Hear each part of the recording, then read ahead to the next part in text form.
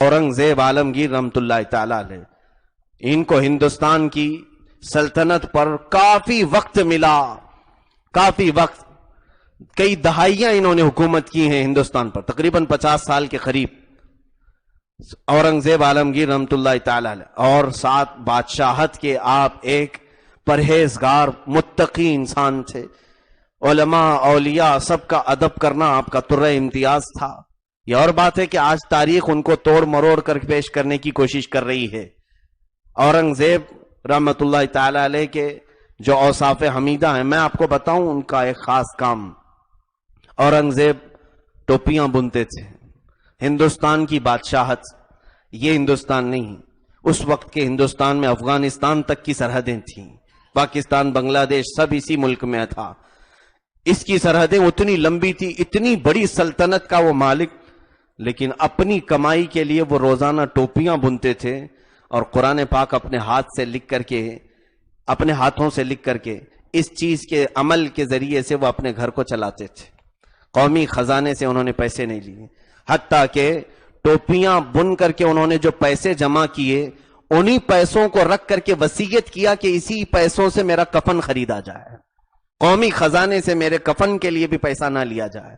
औरंगजेब, जिसको 50 साल की हुकूमत मिली हिंदुस्तान की, वो कोई मोहल्ले का कारपोरेटर नहीं, एक जगह का नेता नहीं कि जैसे ही हुकूमत हाथ में आए तो सबसे ज्यादा लूट खसोट शुरू हो जाए और जगह जगह इनके नाजायज कामों की इमारतें खड़ी हो जाएं। औरंगजेब का महल कहां है आज? औरंगजेब की सल्तनत 50 साल रही हो, कहां उन्होंने क्या क्या बनाए?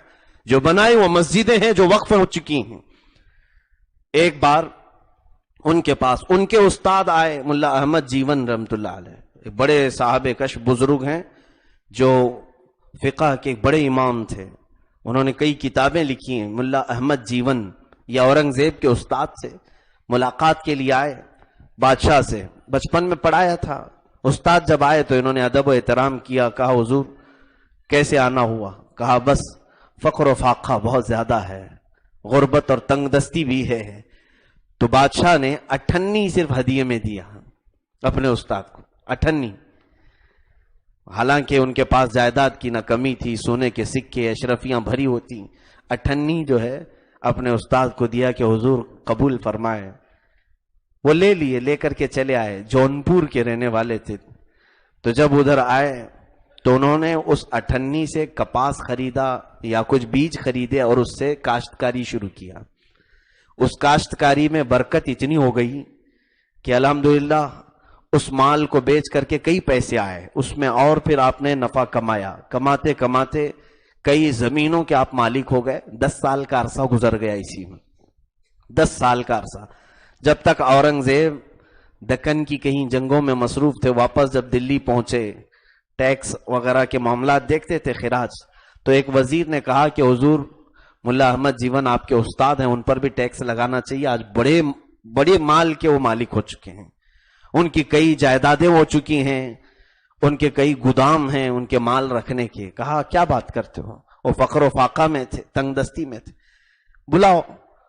हजरत मुल्ला अहमद जीवन रहमतुल्लाह अलैह को बुलाया गया, उनसे जब हिसाब तलब किया गया, जाहिर सी बात है इनकम कहां से आई आपकी, ये जरूर पूछा जाएगा। आज भी अगर आपके पास अचानक माल आ जाए तो पूछा जाएगा कि कहां से आई है इनकम। मुल्ला अहमद जीवन रहमतुल्लाह अलैह ने कहा कि बादशाह सलामत, औरंगजेब आपने जो 98 दी थी उसी की बरकत है, मैं उसी में कमाया और इतना बढ़ गया। औरंगजेब रहमतुल्लाह अलैह फरमाते हैं कि ठीक है आप बैठे, तशरीफ रखें, और अपने एक सिपाही से कहा फला दिल्ली में एक चौराहे पर एक बनिया रहता है, एक बनिया रहता है, उस बनिया को लेके आओ, उसका हिसाब मुझे लेना है। वो बनिया आया, कहा कि मुझे तेरा पूरा हिसाब चाहिए, तेरे पास कितना माल आया और कहां कहां खर्चा किया। औरंगजेब बहुत सख्ती के साथ इंसाफ भी करते थे और अदल कायम करने में आपकी मिसाल नहीं थी, सब डरे हुए भी रहते थे। उसने अपनी जो जो बुक थी, चौपड़ियां थी, वो लाया और पेश किया हिसाब, कहा कि बादशाह सलामत, ये सारा मेरे पास इनकम है इतना, और ये एक्सपेंस है, कहां कहां मैंने खर्चा किया। तो उसमें से एक जगह 1 रुपये के खर्च पे उसने लिखा था कि ये कहां है, कहा कि ये मालूम नहीं, آپ نے طلب کیا کہ مجھے یہ 1 روپیہ جو تو نے خرچ کیا ہے وہ مجھے بتا. تو اس نے کہا کہ بات در حقیقت یہ ہے کہ بارش کا زمانہ تھا اور میرے گھر کی چھت ٹوٹ رہی تھی، تو میں باہر گیا مزدوروں کو لانے کے لیے کہ کوئی مزدور مل جائے. رات کے وقت بارش میں کوئی مزدور نہیں ملتا تھا. ایک مزدور بڑی مشکل سے ملا اور اس سے میں نے بھاؤ تاؤ کیا تو اس نے کہا 1 روپیہ لوں گا، 1 روپیہ لوں گا. تو کہا کہ ٹھیک ہے. میں اس کو مزدور کو اپنے گھر لے آیا، وہ چھت کا کام شروع کر دیا، تعمیری کام جیسا بھی ہو رہا تھا، لیکن اس کی ایک شرط تھی کہ فجر کی نماز سے پہلے وہ چلا جائے گا، فجر کی اذان سے پہلے وہ کام ختم کر کے چلا جائے گا، فجر کے بعد وہ کام نہیں کرتا تھا. کہا پھر وہ اس مزدور کو میں نے کام پہ لگایا. اس نے جب چھت کا کام شروع کیا، آدھا کام ہو گیا تھا تقریباً، اذان ہونے کو آ گئی. کہا میں چلتا ہوں، اب میرا کام ہو گیا، اس کے بعد میں کام نہیں کرتا ہوں. کہا میاں تیرے سے میرے کام پر جو اتفاق ہوا ہے وہ 1 روپیہ کا تھا. اس مزدور نے کہا اگر میں کل زندہ رہا تو بقیہ کام کروں گا اور آدھی اجرت مجھے اس کی دے دو. تو یہ کہتا میں 1 روپیہ نکال کر کے الگ رکھ دیا، اس کو 98 دے دیا، اور 98 کل کے لیے میں نے رکھ دیا، باقی کی 98 آئے گا. لیکن وہ مزدور دوسرے دن آیا نہیں، میری چھت ٹھیک ہو گئی تھی. پھر میں نے مزدور کو طلب بھی نہیں کیا، وہ 98 ایک گھر پہ رکھی ہوئی ہے اور ایک 98 اس مزدور کو دے دیا میں نے. وہ مزدور رات کو لے کر چلا گیا. اورنگزیب عالمگیر رحمت اللہ علیہ اپنے استاد ملا احمد جیون سے کہتے ہیں حضور وہ مزدور کوئی اور نہیں، وہ اورنگزیب تھا جو رات کے وقت اس طرح سے گھومتے تھے. کہا بنیا تو جانتا ہے کہ وہ تیرے گھر ٹھیک کرنے کے لیے جو مزدور آیا تھا کون ہے؟ وہ نہیں پہچانا. کہا اورنگزیب تھے.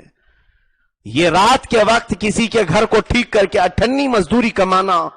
کہا مجھے یقین تھا کہ وہ میرے ہاتھوں کی کمائی تھی 98، وہی میں نے آپ کو ہدیہ میں دیا تھا، اور اس حلال کمائی میں اللہ نے آج اتنی برکت آپ کو عطا کی ہے. میرے عزیزوں ایک 98 بھی اگر حلال طریقے سے لاؤ گے وہ بہت برکت پیدا کرتی ہے، بہت برکت.